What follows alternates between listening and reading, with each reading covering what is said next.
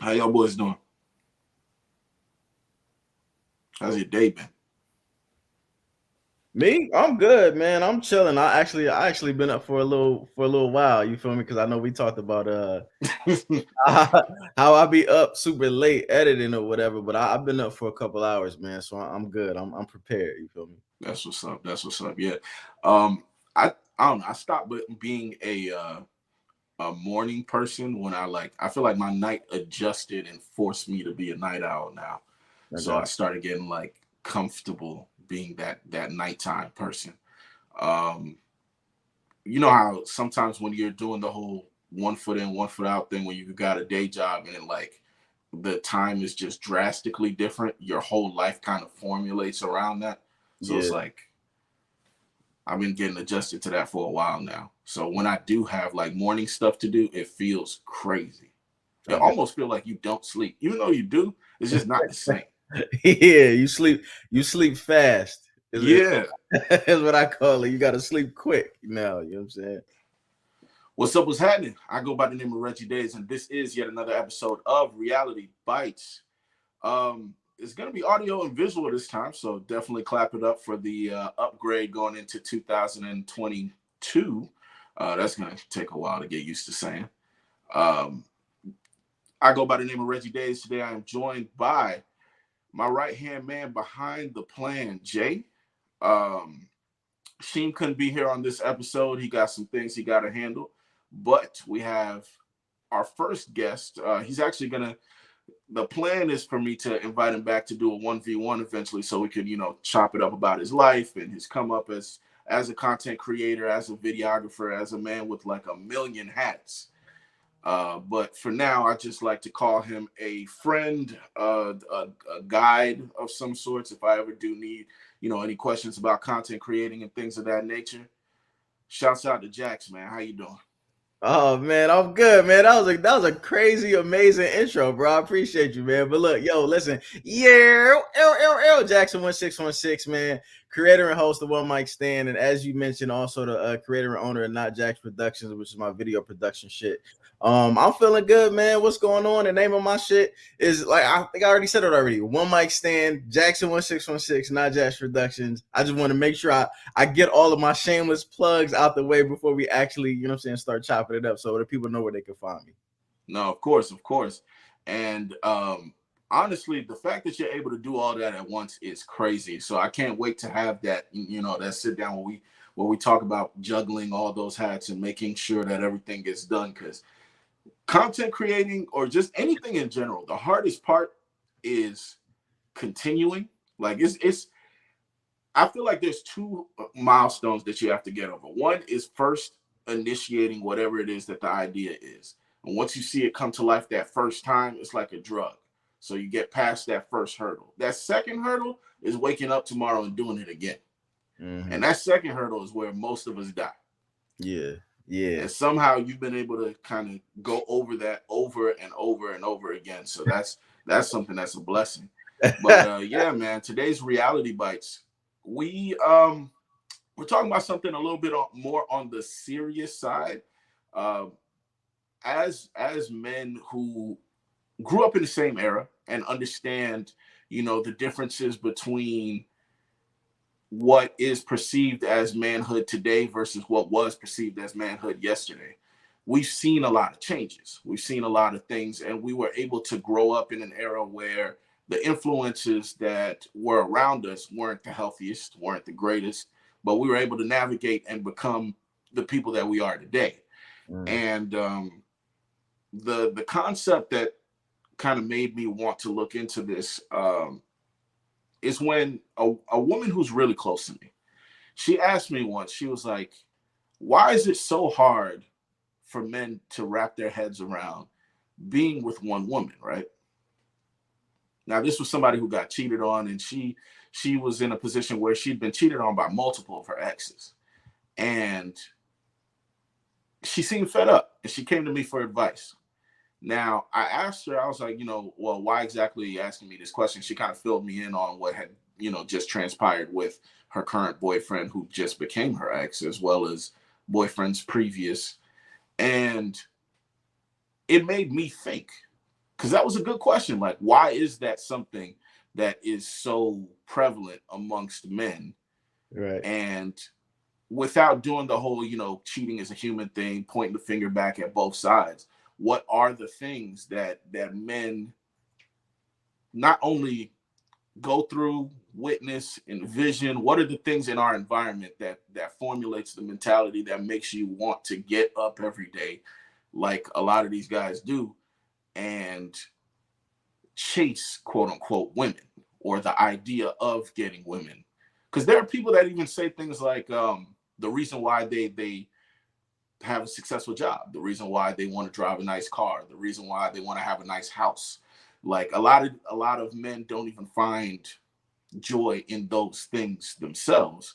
They find joy in the idea that if I do acquire these things, I acquire women with these things. Mm. So just chopping it up with that, like, what are your early thoughts, your early influences? Like, what comes to mind when you think of like what makes men feel the way that they do, chase women like a drug? I think, man, this is such an interesting conversation in general, but it's also very it's interesting to me specifically, right? Because I think where I personally like throw a lot of people off is I kind of feel like my upbringing was a little bit different. You know what I'm saying? My influences were a little bit different than the stereotypical men that we're trying to have this conversation about. So I want to say that first of all, because to answer your question like directly, I think the general influences are music, media, TV, our peers who are also inexperienced and pretty stupid at a young age. You know what I'm saying? For Um, real. and sometimes also our quote unquote OGs who are not our fathers, who might be an uncle, who might be an older brother, who might be older niggas on the sports team that you know what I'm saying that we play for, like at our school or high school or some shit like that. And a lot of the time it's like the blind leading the blind. You feel me? And I think a lot of the time it's that the way that like boys and girls are kind of like how we interact at a young age is we're not really coached to like each other as people, to respect each other as people. As a matter of fact, at least in the black culture, boys and girls as children are actually coached to stay away from one another and Mm. until they get to the age where the only reason that they're interested in one another is because of sex or something sexual. You feel me? That's a good point. That's a good point, because when I think of like early interactions between men and women, early interactions, we're talking, elementary school, or even daycare and things of that nature. You know, the idea was that to a little boy, the little girls are the ops, or Right, vice versa. Like, right, you looked at it, and you're like, ugh, girls. right. So Con- what and just to piggyback off of that, right? So imagine that being the thing that you're taught all the way up until you hit puberty. All the way up until now, you start to look at the girls as if they're not people, but just an object that is attractive to you physically. So you have no other bearing than to want them around, other than just to do something sexual with them. You feel me? Like we're never really coached up or programmed or conditioned to actually get to know them and like them as a human being. So if you don't like something, if you don't like a person as a human being, what other option do you have to look at them as? You have an option to look at them as an object for your enjoyment, for your pleasure, et cetera, et cetera. So once you get to that age, 12, 13, 14, 15, 16, and now people is fucking as young as maybe like 10 or 11, you don't, that's all that you know.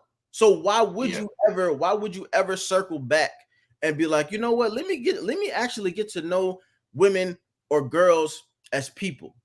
Because you've never been coached anything different. So like why would you, it's nothing to even really circle back to. it's the distancing that's a problem. Now that you pointed that out, distancing can do one of two things, or one of many things, honestly. One of the things is like when you're first initially taught that this is something that is, oh, this is taboo. You don't do that. Now, you tell little girls, stay away from little boys. Little boys are nothing but trouble, or vice versa. A lot of, especially I hear this from like mothers and aunts telling their little sons, stay away from those little girls. Little girls, nothing but trouble. You put up this wall of them being the enemy, everything that they like are being gross. Then it's aided by what happens if a little boy looks at a little girl's toy. Oh no, don't do that, don't touch that, don't play with that, that's for girls. But it's not said in a way where it's like corrective. A lot of the times it's like there's a venom to it, where it's like even the idea of anything that is girly, you spit at it. Like you're consistently putting this barrier between who this person is and who these people are that gender. So you move forward with that thought, and then when it does become time for you to feel any different, you start feeling these urges, you start looking at these people, and you start feeling attraction. Then the distancing language shifts to another type of language, which is it's still stay away. It's still venom of like telling you no, don't do this, don't do this.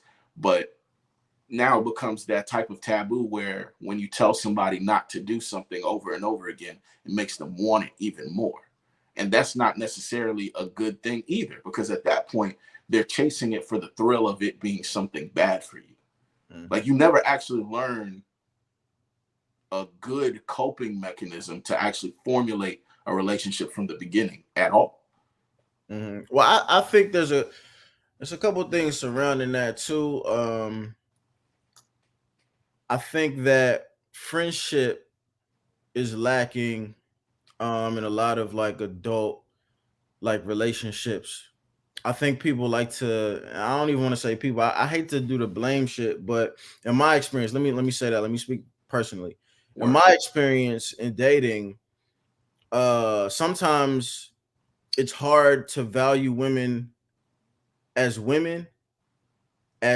friends, because a lot of the times women will want to skip past the friendship stage and go straight to the relationship energy, the relationship stage. Like, and but what ends up happening is if a man basically agrees to those terms and skips the part where you cultivate the friendship and you jump straight to the serious shit, to the relationship, to the sex, to the, you know what I'm saying, the dates and gifts, whatever, it gets to a point where now the woman will have uh complaints or air grievances about how their friendship isn't existing within the relationship. Correct. But the reality is, my nigga, like it was never there. It was never there because you wanted to move so fast that we never got the opportunity to actually become friends.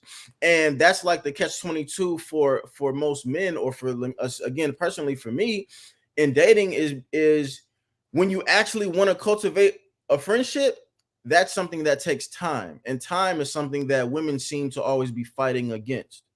You know, man, look, it's funny because if my engineer was talking right now, he would be laughing at how you hit the nail on the head of how my dating life goes. But it's crazy that the most common thing that I run into, and the most common theme, is that a lot of people just want to hit the gas. Like they just want to hit the gas and they just want to get to the finish line. Now, of course, it might be the age group thing, because you're saying, a lot of them are running against time, which is something that we do need to be cognizant of. But sometimes it's also just the fact that they do, let's say they are interested in the boxes that you seem to check off. You happen to be a certain type of height, but you also happen to be a certain type of individual. You have a certain look to you. You have a certain level of intelligence, and all these things. They want to automatically jump in so deep. And one of the problems that I have with that, especially as somebody who continuously runs into the same thing with a lot of different women, in my opinion, and sometimes I eventually have to say it to someone, which is a rough conversation.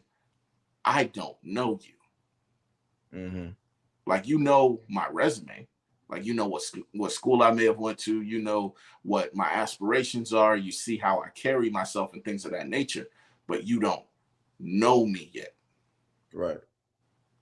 And I think that taking the time to get to know somebody is integral. It's essential. And I think that's one of the biggest things that are missing with just men and women dealing with each other and having healthy relationships before it even gets to marriage. A lot of things would have been easier if you're dealing with somebody that you know, that you have some sort of real chemistry with. That's your real friend. But before we veer off to the side, I want to start a timeline. So thinking of this chronologically, right? We'll jump into infancy. So the kid first comes out. Now, of course, you know, first couple of weeks, the parents are dealing with it behind closed doors, this and that, the third. Eventually, it's time for the family to meet the newborn, the family and friends to meet the newborn. I think that's literally the first moment of toxicity being entered. Why you say that?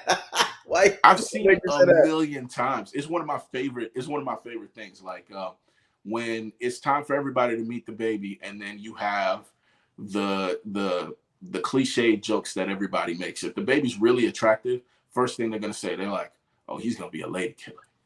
Mm-hmm. A heartbreaker and shit He's like gonna be a heartbreaker." that. The Yeah. women are like, "Oh, he's gonna break so many hearts. He's gonna have all the little girlfriends." I've never heard even a side comment like I've never heard a compliment with monogamy. Okay. Like when they He's gonna compliment you or in he's your gonna make looks a or great anything, it has to boyfriend. do with, oh, he's gonna get them all. Right. To me, that's where it begins. Like from that going forward, that's what I've witnessed. Or even, you know, kid is grade school aged and it's Valentine's Day. You remember how in elementary school Valentine's Day was a little different. People would have the little candies and the notes that they would pass out to like everybody in their class. Mm-hmm. Like everyone, you know, boy or girl, everyone gets like the little Valentine thing that they pass out to the entire class.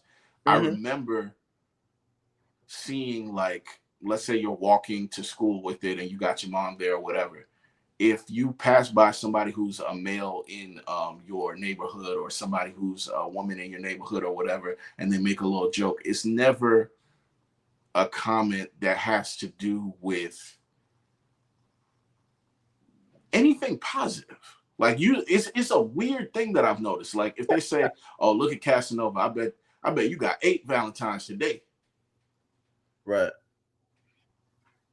Right. It's like a backhanded compliment Yeah, but to almost. them Like, it's not backhanded because they're looking at it like you the man. But it's yeah. like you're being. It's crazy how steadily you're being groomed into being this thing, this archetype, and Mm-hmm. it goes deeper. If you think about like the reason why people make their children watch children's television is because of what? Like avoiding inappropriate things, trying to keep things in their age group, trying to keep their exposure to unnecessary things down. Even in children's television, no one's talking about monogamy. Mm-hmm. Like I remember, you know, Boy Meets World or or even Sweet Life of Zach and Cody, thinking about like, you know, I think there's like a 10-year gap between the two shows. I was gonna At say least. I never saw the Jack and Cody shit, but Boy Meets World was my shit though. That shit was classic. Yeah, like I remember, you know, my brother and I have a 9-year age gap between the two. So Mm-hmm. I was there for the Boy Meets World era, and he was there for the, you know, Sweet Life of Zach and Cody and all that era. And I remember almost every show having an episode where the main character would have a date, would get like it'd either be his first date or his first time getting a girl's number or getting, you know, pretty much pulling a girl. Mm-hmm. And he would double book himself, where he would have to go back and forth between two dates or two girls and keep changing his clothes back and forth. At the same, you laughing because you remember. We all remember that was like a constant theme. Mm-hmm. Where even in those more innocent days of this is the unassuming guy, this is the guy who's just learning, he's just getting his feet wet, the idea of two-timing a woman is immediately imprinted. See, I don't know if it's see, this is what makes this interesting and tough at the same time, because I'm trying to like harken back to my child brain versus like my brain now, just like I don't think we took it in that way, by the way. I'm not saying like we were taking it that way. right, but the angle that I'm going is it men being coached to two-time women, or is it that as boys growing into men, we realize that because of what's on most women's checklists, this is just a category that we can like what's the phrase I'm looking for? To the victor go the spoils. Word. Type of thing, right? Because not necessarily, and I don't mean in a way where, how you mentioned earlier, I don't mean in a way where some men aspire to earn a certain amount of money just so that they can get women. I mean, where if you could be a guy who's on his way up the mountain, and because you're on your way up the mountain, you just don't have access to certain things, so those things don't really matter to you right now. But then once you get in that particular category of man, now even though that women wasn't or weren't the goal, because you're in this particular category, now your eyes are opened to having more access, because you realize that, oh shit, this whole time this is what all of these women actually wanted. So now I have my pick. Not that this is something that I've always wanted, but now it's like, fuck it, since I'm here, and it seems like the women really don't give a fuck. You know what I'm saying? Because I hate I hate shaping it like it's a point the finger thing, because it's really not. But we can't have this conversation realistically without involving both parties, right? Because of course, there's some niggas out here who gonna cheat whether they got a bunch of bread or no bread, whether they got a bunch of access or no access. They gonna, if you a cheater, you a cheater. If you want to fuck bitches, you gonna fuck bitches. Like if you want to be faithful, you gonna be faithful, right? But within this conversation, we also have to include the women who put themselves in these situations where they don't give a fuck. Where it's like, you know what? I know what rules I have to abide by if I want this particular type of dude. And if I'm going to weigh the scale of, do I want this particular type of guy, or do I want to be treated a particular type of way? A lot of women make their choice and then they live with their choice. And then some women make their choice and then they have trouble living with their choice. Like, you know what I'm saying? So and I think it's really an individual thing, but I just wanted to point out how important it is that, like, we also have to point out that it's some niggas who don't aspire to have things because they know that it's going to get them women. Some dudes actually just aspire to be successful, and then they realize once you become successful, you just have access to more things, and one of those things, air quotes, might just be women. I personally agree with that, because I fall under that category, but I understand from watching a lot of different content creators over the years, watching, whether it be interviews with people, listening to men that I'm friends with, listening to people that I know of, I've seen a lot of firsthand account of men who say this themselves, like a very confidently, well, the reason why I do X, Y, and Z, or I even care about doing these things or whatever, is to be desirable.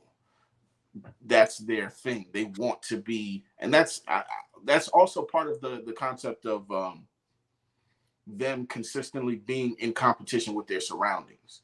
The idea of somebody who is competitive, who wants to be the quote unquote best in everything that they do. Part of that includes being the best as far as, available person in the market. That's something that they kind of compile all together.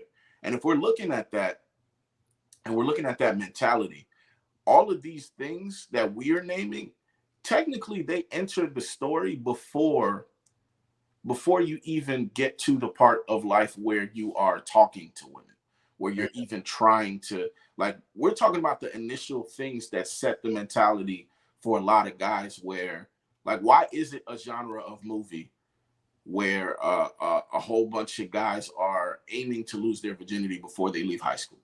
Like, you know, the American Pie-esque movie, that was like in the 90s, that was one of the most common storylines for any teenage white movie. Right. That was the thing. Like, a guy isn't that cool. He's aiming to become whatever it takes, and it's usually a douchebag, to be able to get women. Yeah. There's a reason why that's a common theme. Well, so I have a question. I'm sorry to cut you off, but like, yeah, you good. Like, there is a reason that there's a common theme, but are you saying that it's because men have been conditioned and programmed by other men to be the quote unquote douchebags? Or are we saying that that's a common theme because the people who are actually older than us, even the women who are older than us, what we see and what we hear and what is basically women telling men that, yo, if you aren't experienced in these particular areas, I'm not going to want to fuck with you.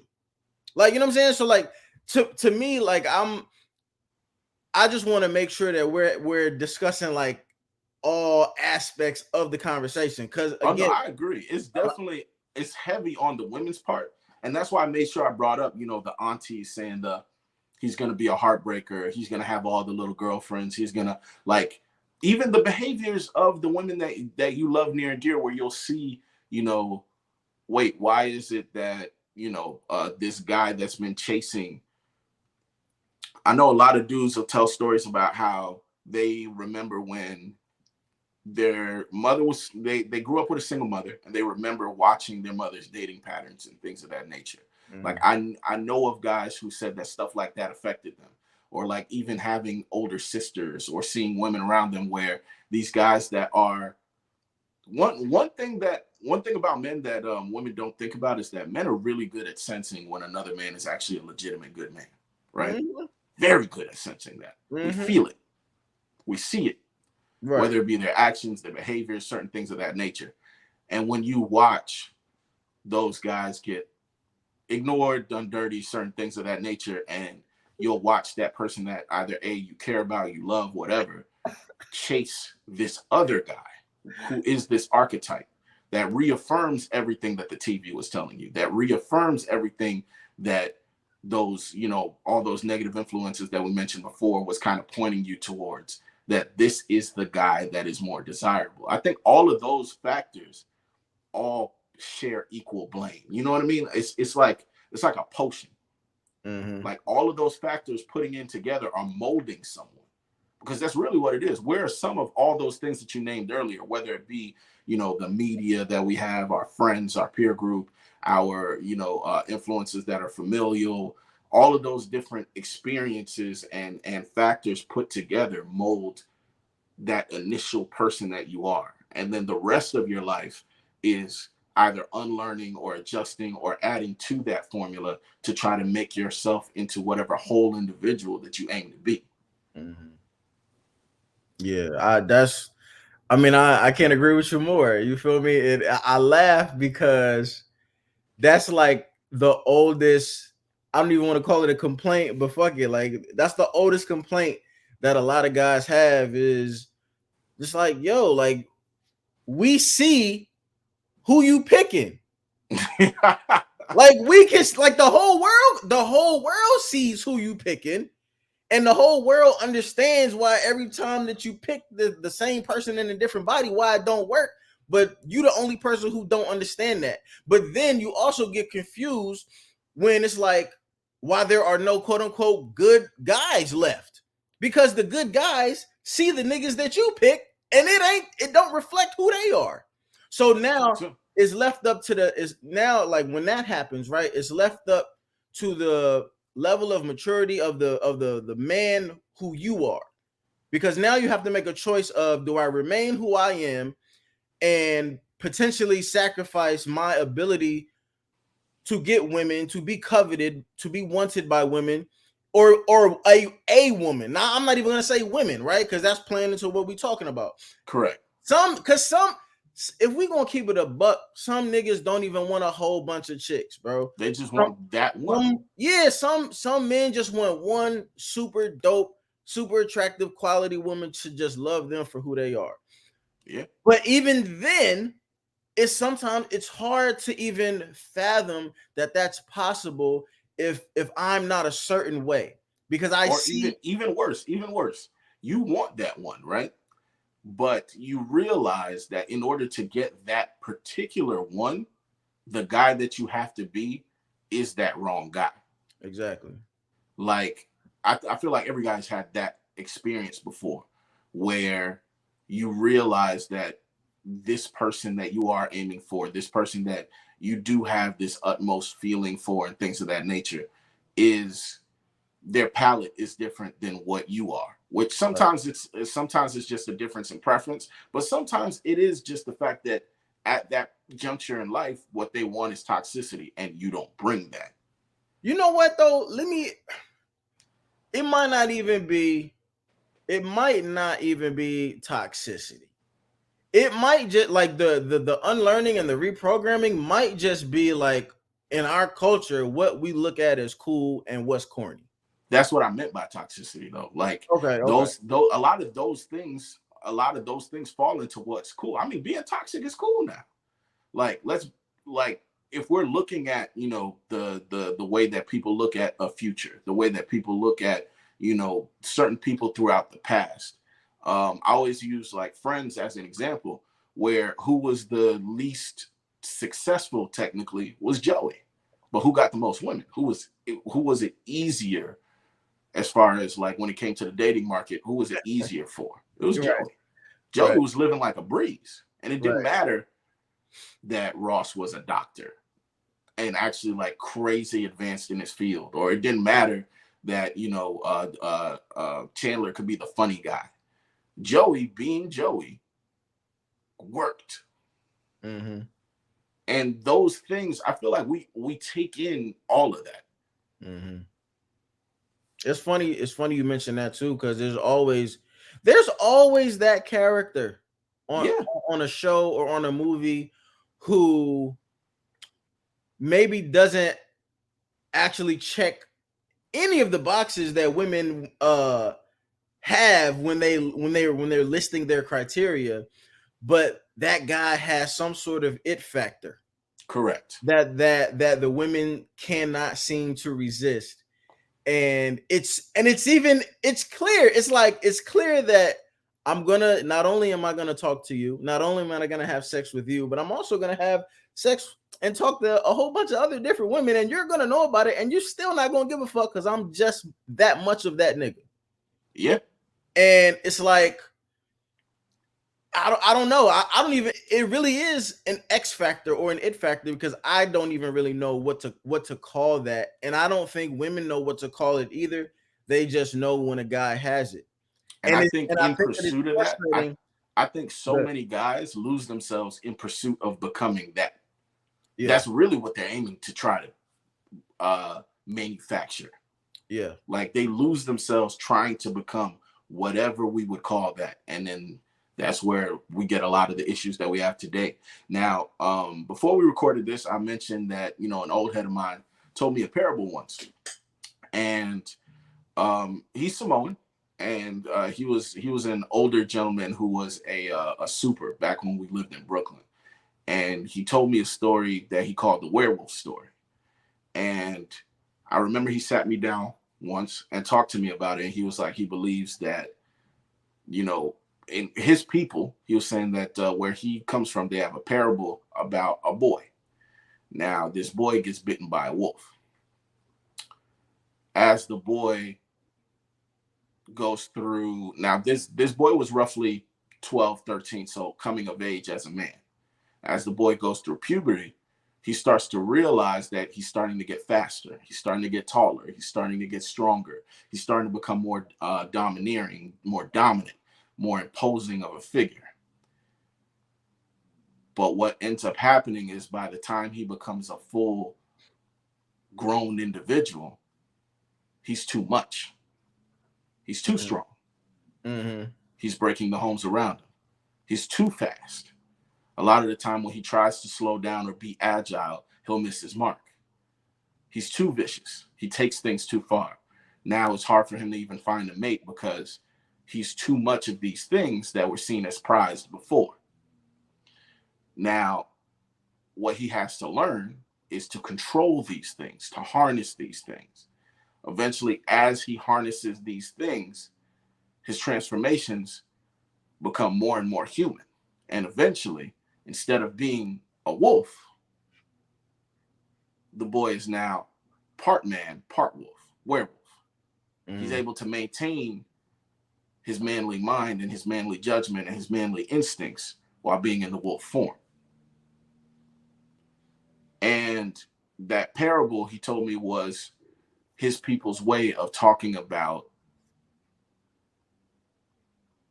that process of starting off as a boy, taking in the toxicity of the world as far as what the world wants you to be, what the world thinks a man is, chasing that pipe dream, and then being told when you do turn 18 and you do become an adult that all of those things that you were told before, A, are wrong, B, you shouldn't be those things, and C, you're now seeing the consequences of those actions.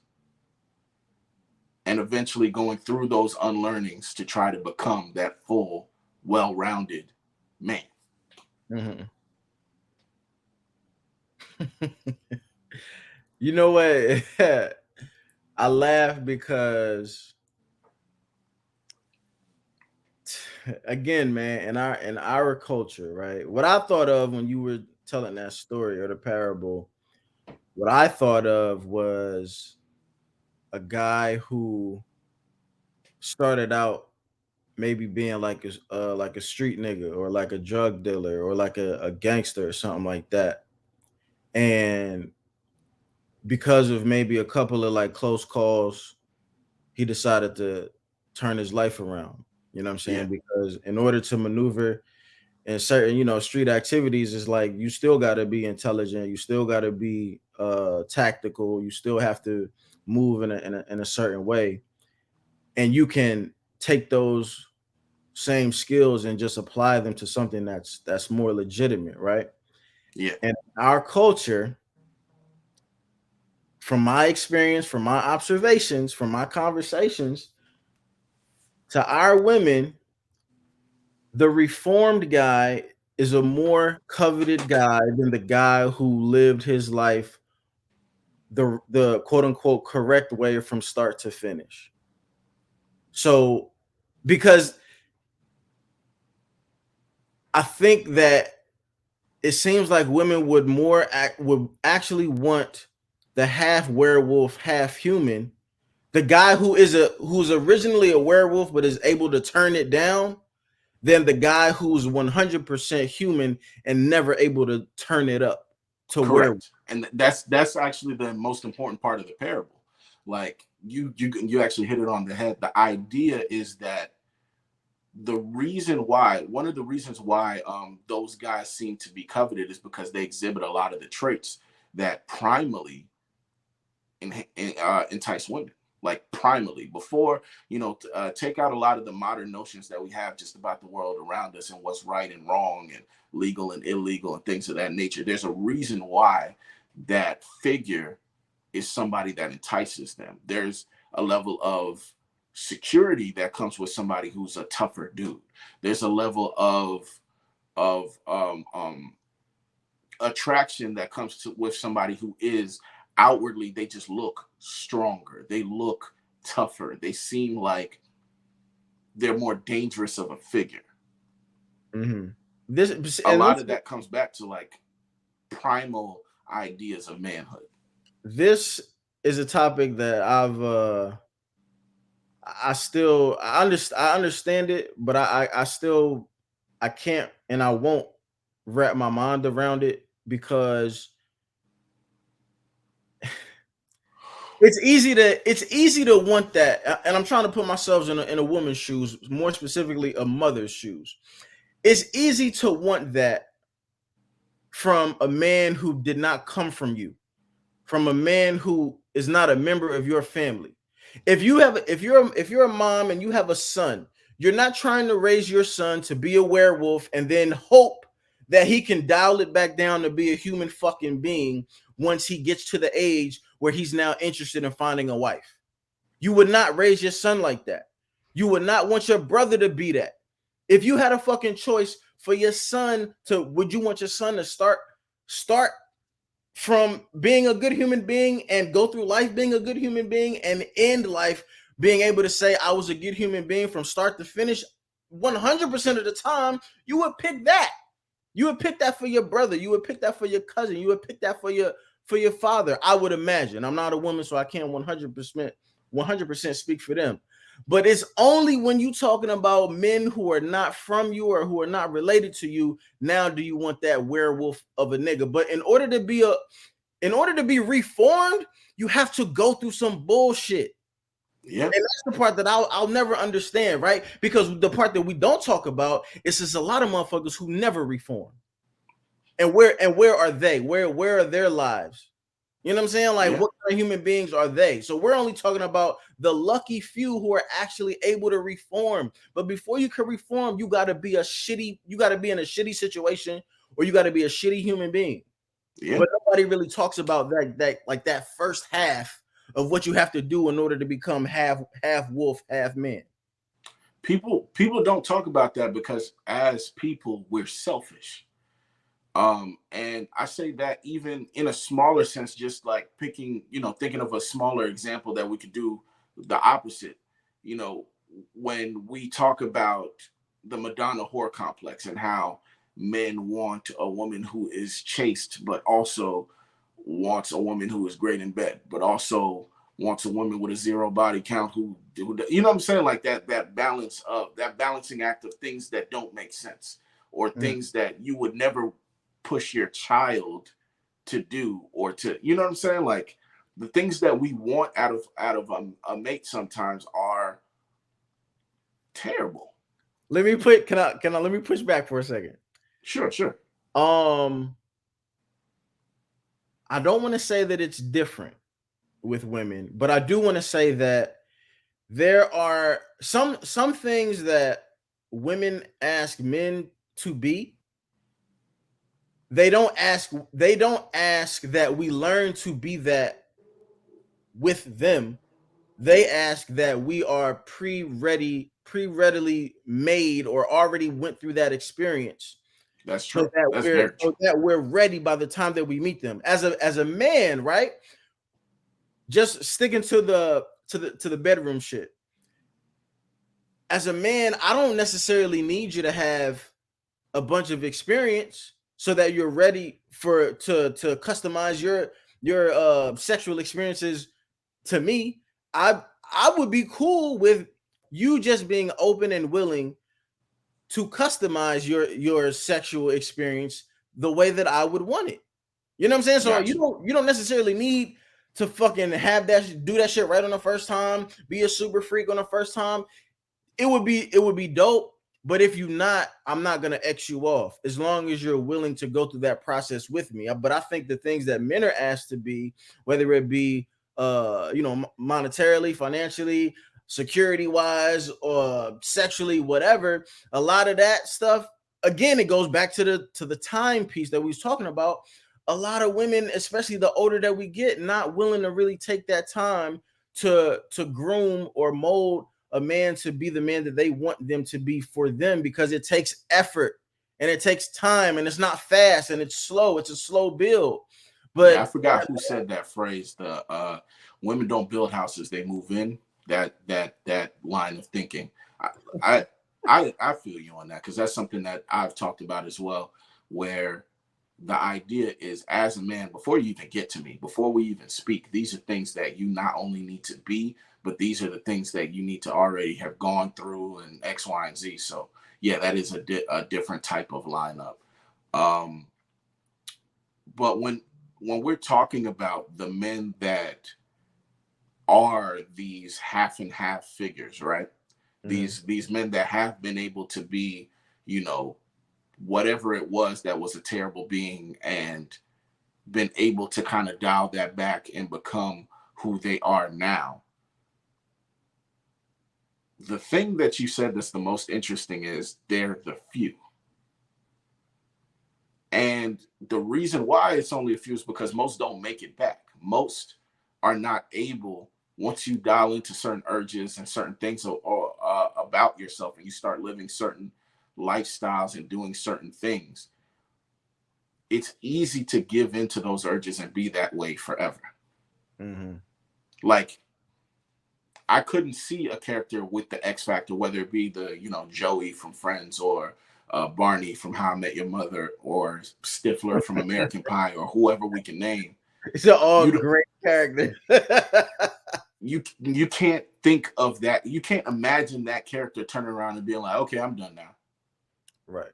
Time to be a husband. Time to be a father figure. Time to be, like, you can't even picture that. Because the one character that comes to mind that did actually try to go back was Frank the Tank from Old School. Now I know this, and I know that's a comedy or whatever, but I think it applies here because when you do show that character try to go back, it's super boring for them. Yeah. Super bland for them, and it's miserable. It's miserable for them, and they're continuously fighting the urge to just go back and be who they naturally are. I just wanted to add that part. But that's important too, because in this parable, if you're looking at that idea of, I have these wolf instincts, that wolf hunger, this thing in me that wants to be full beast, but having to hold that and pull back for the rest of your life sounds miserable. That sounds terrible. Mm-hmm.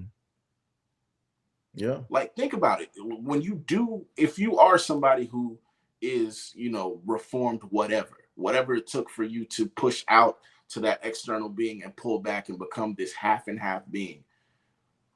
Think about how many guys who, now that they're with, you know, one partner, and they have to deal with, well, you forgot to do X, Y, and Z today. You pissed me off. None for you tonight. How many times you see a meme on social media that says, no, none from you tonight?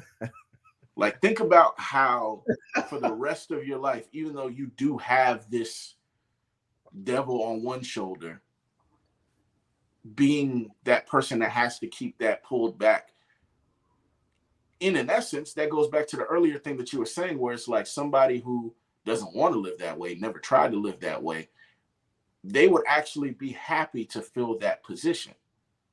But it's crazy how, as people, we tend to chase those who don't really fit what we're looking for to try to fill these positions. Mm-hmm. Yeah, because of the X factor. Yeah, and that's the only thing that I could again, if I'm trying to put myself in a woman's shoes, that's the only thing that makes sense. Is you trying to, the thing that makes the guy the werewolf is the thing that is going to make him eat you. Like, you know what I'm saying? You know what I'm saying? But it's like the guy who's not gonna eat you is the guy who don't have an X factor that you looking for, that you want. You know what I'm saying? So it's like you always, I would assume as a woman, you always kind of put in this peculiar situation because you're trying to make a pick that is gonna fulfill like both of your urges, both of your like your primal urges, but your intelligent selection as well. And it has to be hard to find that type of person who's dangerous enough to harm the people around you, but not harm you. Like, you know what I'm saying? But like, it's like, but how do you pick that though? it sounds like a time bomb. Part of it sounds like a time bomb. Part of it sounds like a really messy situation. Yeah, Like indeed. it sounds like, honestly, it sounds like something that can't truly ever be balanced. But we've seen those guys. We've seen them. They do exist. But I guess that's just what makes it so rare. Mm-hmm. You know But what? that's about it for this episode, man. It's been truly a pleasure. Jax, thank you so much, man, for No coming problem, through. indeed. I know this wasn't easy for you to kind of squeeze us in your schedule. It seems like you drop something crazy every day. But go ahead and let the people know where to find you and all that good stuff, man. Oh no! Well, first of all, man, thank you for having me. You feel me? It was a pleasure. The time went by super fast. You feel me? I had a bunch more bullets loaded in the clip, but not. But look, man, Jackson1616 is my Instagram. JAXON1616. That's my personal page. The podcast page is One Mic Stand. The word one underscore Mike underscore stand underscore. And if you need any videos done, promos, I do small business promos. I do creator or content creator, behind the scenes documentaries, lifestyle pieces. All of that is Not Jax Productions, and the Instagram for that is NOT underscore JAX, and the website is notjaxproductions.com. All right, all right. Well, yet again, I go by the name of Reggie DAE. Today I was joined by Not Jax and my guy, my right-hand man, my producer, Jay. Thank you so much for running the backboard for me today. That's about it. Later days.